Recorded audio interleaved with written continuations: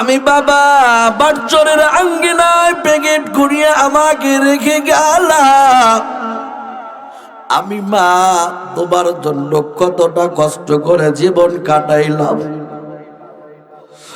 মা কবর থেকে ডেকে বলে, রে সন্তান, গভীর রাত হয়ে যাইতো তোমার জন্য অপেক্ষায় থাকতাম আমি।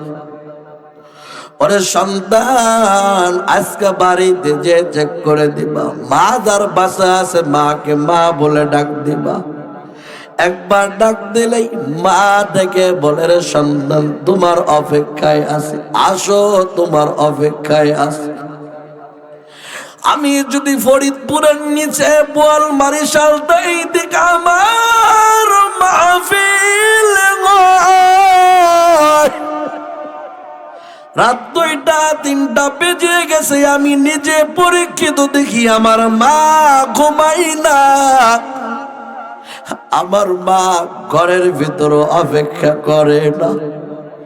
আমার মা কুয়াশার ভিতর রাস্তায় দাঁড়াই থাকে। আমার মা গাড়ির জাপটা খুলে মাকে ডেকে বলি, মা তুমি কি জন্য দাঁড়াই আছো? মা বলে, গাড়ির আওয়াজ পেলেই তো খুলে দেয় আর মানায় না, ইমরান মনে হয় আইছে। আমার মা যেই দিনই আমি এদিক থেকে মাহফিল করে বাড়ির কাজ দিয়া ফরিদপুর চলে যাই, আমার মার সাথে দেখা না করে আমি যাই না। যদিও একটু গুণলা হয়, মার কাছ থেকে দোয়া নিয়ে যাই। পকেটে নতুন টাকা থাকলে মার হাতের ভিতরে দেই, মানিব্যাগে সব থেকে বড় নোট থাকলে মার হাতের ভিতরে দেই। আমার মার কাছে টাকা দিয়ে জীবনে হিসাব নিলাম না। ও মা, তুমি টাকা দিয়ে কি করবা, কবে কোন জায়গা যাইবা? তোমার হাতে তো আমি টাকা দিছি মা, গতকালকেও তো দিলাম, টাকা ভাঙছো নাকি? আমি মার কাছে কোনোদিন প্রশ্ন করলাম না। আমার মা আমার কাকিদের কাছ থেকে আমি গল্প শুনি, নামাজ পড়ে যাই, নামাজে বসে হাত তুলে দোয়া করে, রে আল্লাহ আমার সন্তান ইমরান আল্লাহ রোডে ঘাটে চলে কুদরতি ভাবে হিফাজত করো আল্লাহ, তামাম দুনিয়ার যোগসৃষ্ট আলেম হিসাবে কবুল করিয়া নাও। এই চেয়ারে বসে বয়ান করে এটা দুনিয়ার কোনো অবদান নাই, আমার মায়ের দোয়া।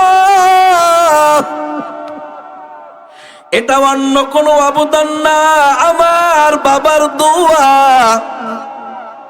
আমার বাবা এখনো কৃষি কাজ করে, অন্যের বাড়ি মাঝে মধ্যেও কামলা দেয়।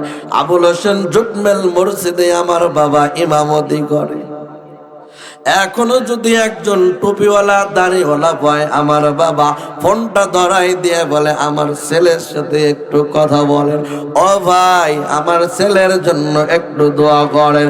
ওরে বোয়ালমারি রাজাবিনী এলাকার মুসলমান, ও পর্দার আড়ালের মা, ও কলিজার টুকরা যুবক ভাই, আজকে পিতা মাতা বেঁচে থাকলে তাদের কাছ থেকে দোয়া নাও।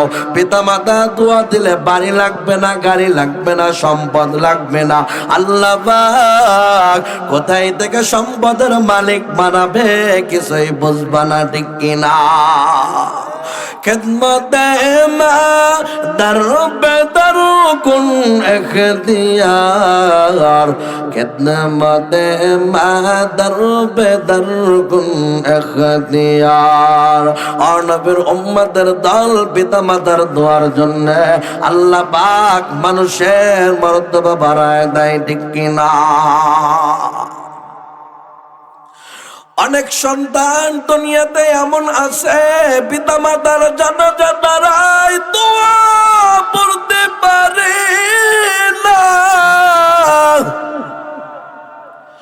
অনেক সন্তান এমন আছে কবরস্থানে বাবা মাকে শায়িত করে আসলো, জীবনে একদিন কবরস্থানে যায় না, আছে না নাই?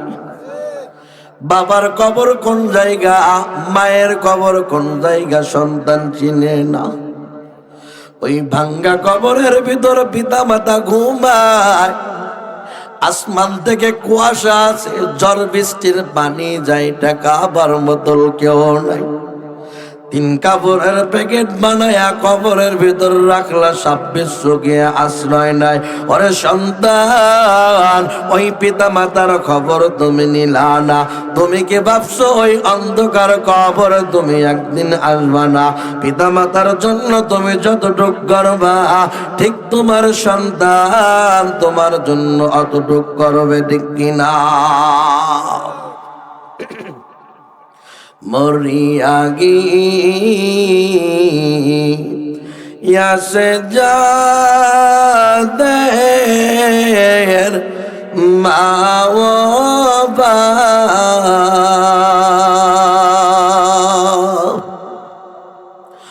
মরিয়াগি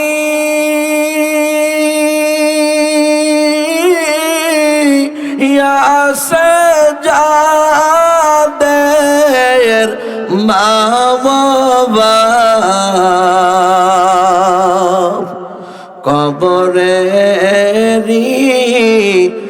আযাব আল্লাহ করো মাফ, কবরেরি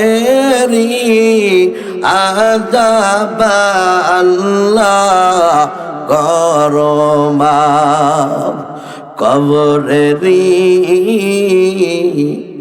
আযাব যদি কেউ দেখিত, কবরেরি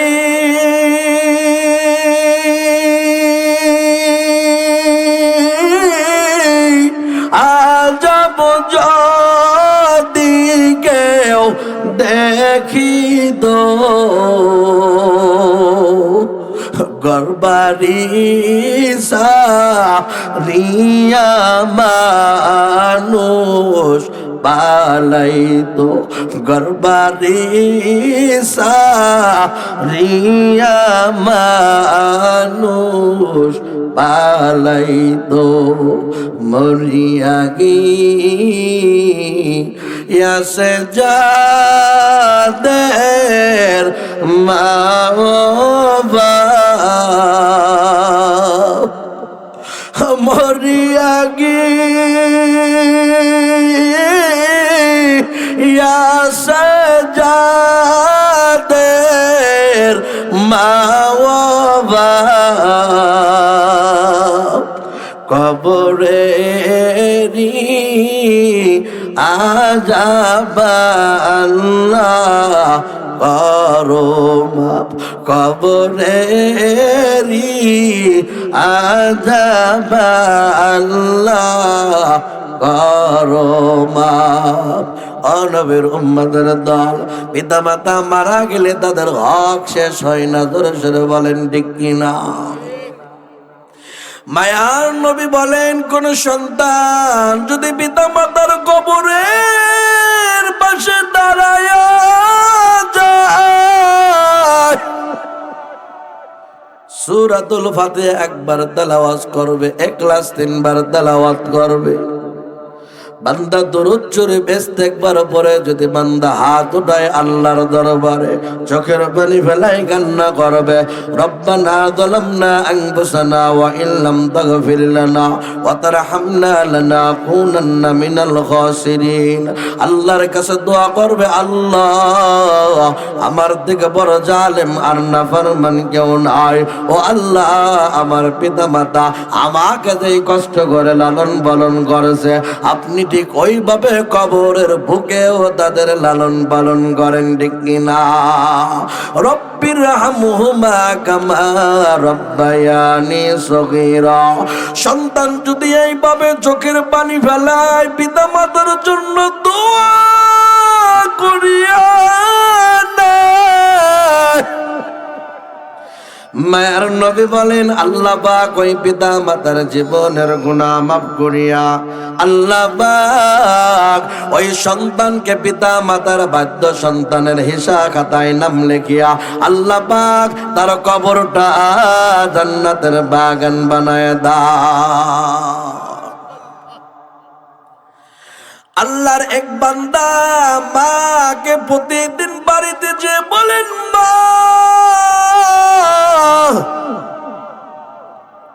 মা মাথার গাম পায়ে ফেলায় আপনি আমাকে মানুষ করছেন রে মা। অন্যের বাড়ি কামলা দিয়ে আমাকে লেখাপড়া করাইছেন রে মা। ও মা, আপনার কাছে বড় দাবি হলো মা, আপনি আমার দুধের ঋণটা মাফ করিয়া দেন। এটা সম্ভব নাকি? আওয়াজ দেন।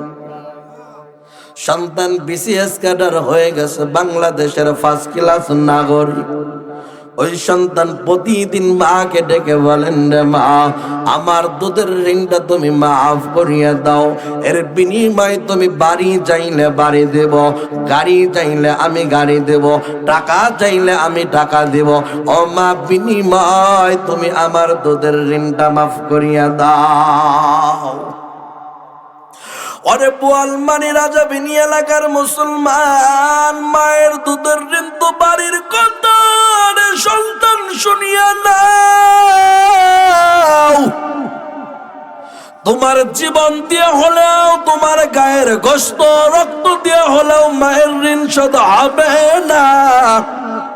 এইরকম ইমরানের জীবন যদি আল্লাহ 10 বার দিত, 10 বার যদি মায়ের জন্য শহীদ হয়ে যাইতাম, তারপর মা 10 মাস 10 দিন গর্ভ ধারণ করেছে, সন্তান প্রসবের কষ্ট এটাও শোধ হবে না, ঠিক কিনা?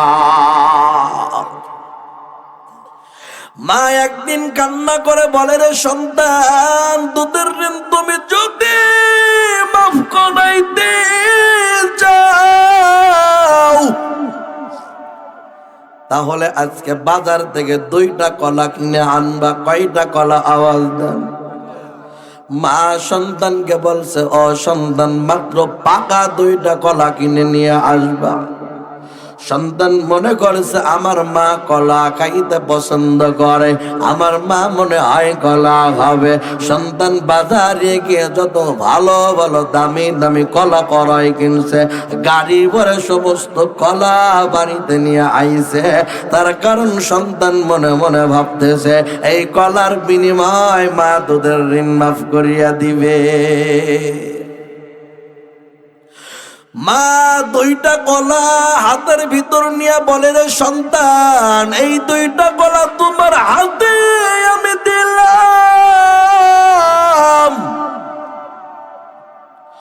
এই 2টা কলা সকাল বেলা ফজর নামাজের পর আমার হাতে তুমি দিবা। কিন্তু শর্ত আছে রে সন্তান, এই 2টা কলা তোমার হাত থেকে তুমি মাটিতে রাখতে পারবা না, টেবিলের উপর রাখতে পারবা না, স্বর্ণের উপরে রাখতে পারবা না। এই 2টা কলা সারা রাত তোমার হাতে রাখতে হবে। আর কলা 2টা যদি আমার হাতে তুমি আস্থা ভালো দিতে পারো, যেই রকম আমি তোমার কাছে দিছি এই রকম যদি দিতে পারো, কালো দাগ যেন না হয়, হলুদ কালারের কলা থাকতে হবে, তাহলে আমি মা তোমাকে দুধের ঋণটা মাফ করিয়া দিব। সন্তান তো মহা আনন্দে খুশি, এটা তো কোনো ব্যাপারই না। সারা রাত্র কলা ধরে রাখবো, সমস্যা কি? মায়ের দুধের ঋণ মাফ করে নিব আগে। আসলে কি এটা সম্ভব? আল্লাহর বান্দা কল্পনা করতেছে সমস্যা কোথায়, রাত্রে প্রয়োজন পরে ঘুমাবো না, মা বলছে হাতের ভিতর রাখতে। তার কারণ বাসায় আছে ওয়াইফাই, সারা রাত ফেসবুক চালাবো, ইউটিউব দেখবো, সমস্যা কোথায়? আল্লাহর বান্দা রাত 1টা 2টা 3টা পর্যন্ত অপেক্ষা করতেছে, কলা হাতের ভিতরে ধরে আছে। যত বড় শক্তিশালী পহলান হোক না কেন, 3টা 4টা বেজে গেলে ঘুমের জিম এসে যায়। জোরে সরে বলেন ঠিক কিনা? আল্লাহর বান্দা এক সময় কল্পনা করে এখন একটু বিছনার ভিতরে যায়, কলা 2টা বুকের উপরে হাতে রাখি একটু ঘুমাই। 3টা 4টে বেজে গেছে, আল্লাহর বান্দা কলা 2টা বুকের উপর দিয়ে ধরে ঘুমায় আছে। ঘুমের ভিতরে আল্লাহর বান্দার কলা হাত থেকে ছুটে গেছে, পিঠের তলে পড়ে গেছে। পাকা কলা পিঠের তলে পড়লে আর আস্ত থাকে নাকি? জবাব দেন। কলা ফেটে গেছে, চেহারা আর হলুদ নাই, কালো হয়ে গেছে। পাকা কলার শরীরে আঘাত দিয়ে দেখবেন কলা কালো হয়ে যায়, ঠিক কিনা বলেন? কলা ফেটে গেছে, কলা থেকে কষ বের হয়ে গেছে, কলার চেহারা কালো হয়ে গেছে। ফজরের নামাজ পড়ে মা যাই নামাজে বসে আছে, সন্তান কলা নিয়ে আসবে আর দুধের ঋণ মাফ করে দিব। মায়ের নামাজ পড়ে যাই নামাজে বসে আছে, 7টা বেজে যায়, 8টা বেজে যায়, সন্তানের খবর নাই। সন্তান নাক ডেকে তেল দিয়ে ঘুমায়। মা সন্তানকে দরজায় করাঘাত করে বলে, রে সন্তান ওঠো, তুমি আর কত ঘুমাবা। আল্লাহর বান্দা মায়ের ডাক শুনে লাফ দিয়ে উঠছে, ঘুমটা ভেঙে গেছে। ঘুম ভাঙ্গার পর তালাশ করতেছে, ডানে বামে তাকায়, কলা কো আমার, কলা তো হাতে নেই। তালাশ করে দেখতেছেন কলা তো আর আস্ত নাই, পিঠের তলে ভরে গেছে, কলা ফেটে গেছে, কলার চেহারা কালো হয়ে গেছে। মা বলে, রে সন্তান কলা দুইটা আমার হাতে দাও, আমি তোমার ঋণ মাফ করে দেব। সন্তান ডানে তাকায় বামে তাকায়, কলা আর আস্ত দিতে পারে না। মাথা নিচু করে ডেকে বলে, রে মা তুমি যে শর্ত দিছিলা কলাটা যেন না ফাটে, আস্ত ভালো কলা দিতে হবে। কলাটা জমিনেও রাখা যাবে না, কোনো জিনিসের উপরও রাখা যাবে না, হাতের উপরও ধরে রাখতে হবে। গমের ঘরে কলা হাত থেকে ছুটে গেছে রে মা, পিঠের তলে পড়ে কলা তো এখন আর আস্ত নাই। মা সন্তানকে ডেকে বলে, রে সন্তান এটা তো মাত্র একদিনের পরীক্ষা, আমি মা তোমাকে 10 মাস 10 দিন গর্ভে ধারণ করলাম রে সন্তান।